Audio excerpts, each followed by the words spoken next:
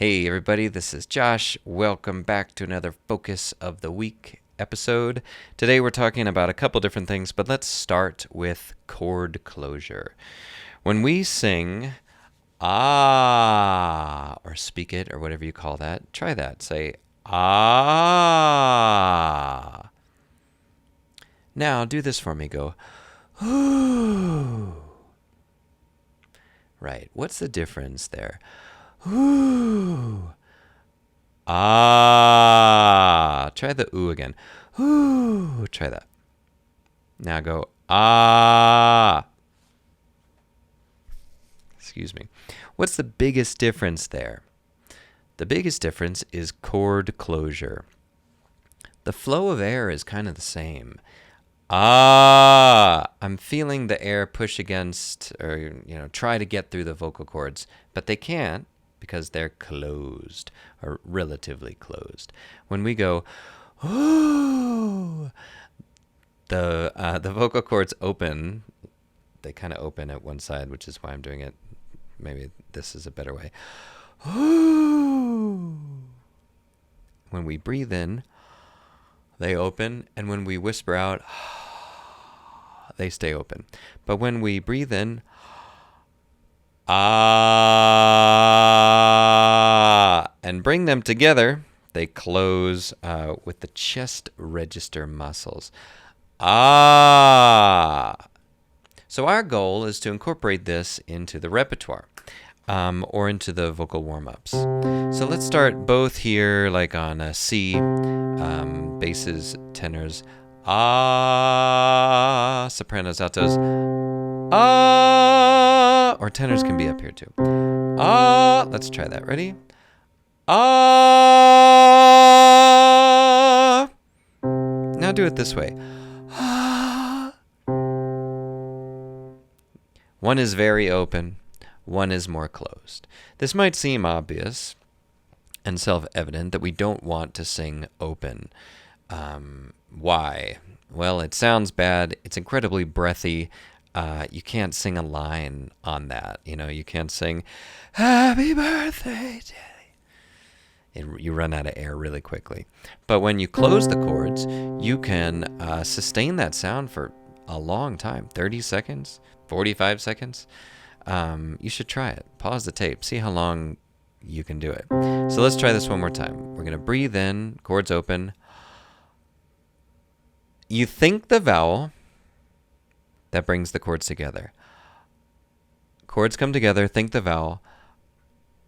Ah. So let's try that. We breathe in, chords come together, think the vowel, and say ah. Nice. Now, if we put a H in front of that, ha, then the chords are no longer together when we begin. Ha. And if you're not kind of trained in that, that breathiness can last for the rest of the line, which makes you run out of air, which makes you maybe sing off pitch sometimes and not really feel confident with your sound. But if we start with that gentle glottal stop, that's what that is.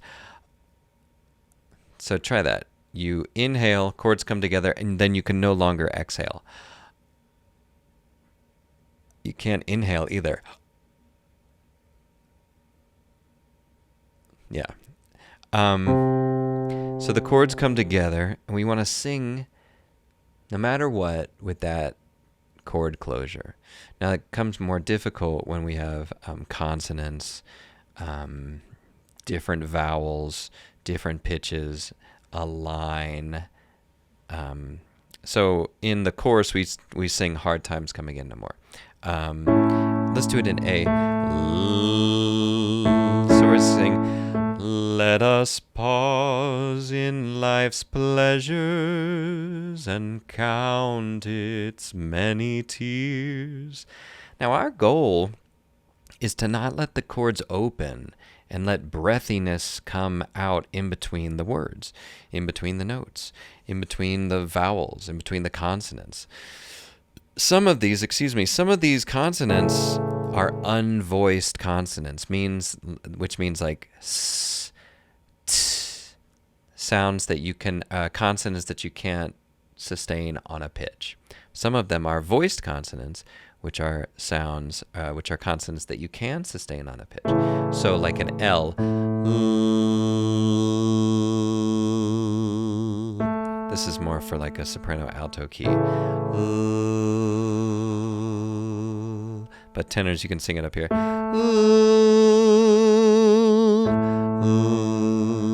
So let us pause. Let us pause. Let us pause. So say that. Let us pause.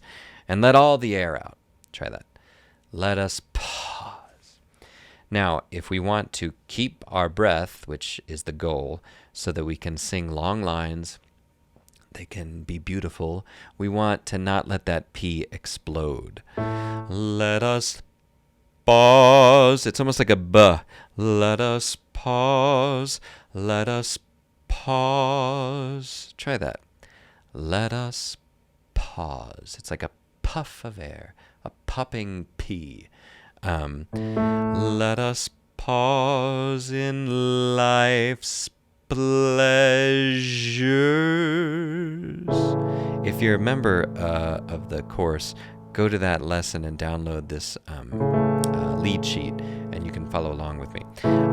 Let us pause in life's pleasures and count its many tears. There are many opportunities for the breath to leave us on that line. Now, you could put this on any song that you're currently working on it. Like, if you like it, then you should have put a ring on it. If you like it, that's a little more rappy. That's a little more spoken anyway. I don't feel like we're necessarily too breathy on something like that because it's so spoken. But if we sing like, I don't know, oh, Home on the Range. Oh, give me a home. Look, I've already ran out of breath.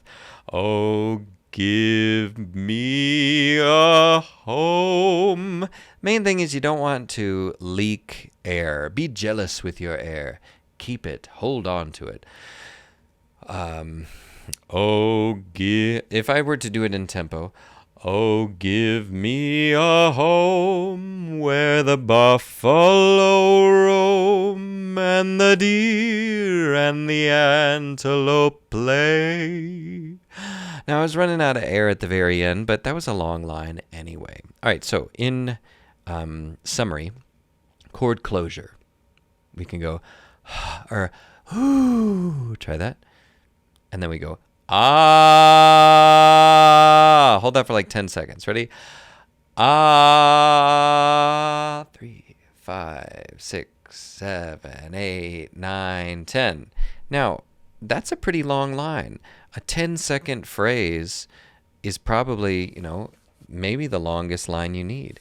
The goal is to bring that chord closure in between the words, especially the consonants, the P's, the T's, the S's, the Z's. So find a line that you can work on this in a song that you can sing. I think that slower songs are better when you're learning to sing. Maybe even pick like a classical song or a classical musical theater song like, Rodgers and Hammerstein or something, Les Mis or, something that you don't mind singing that is a little bit slower, a little more classical in nature.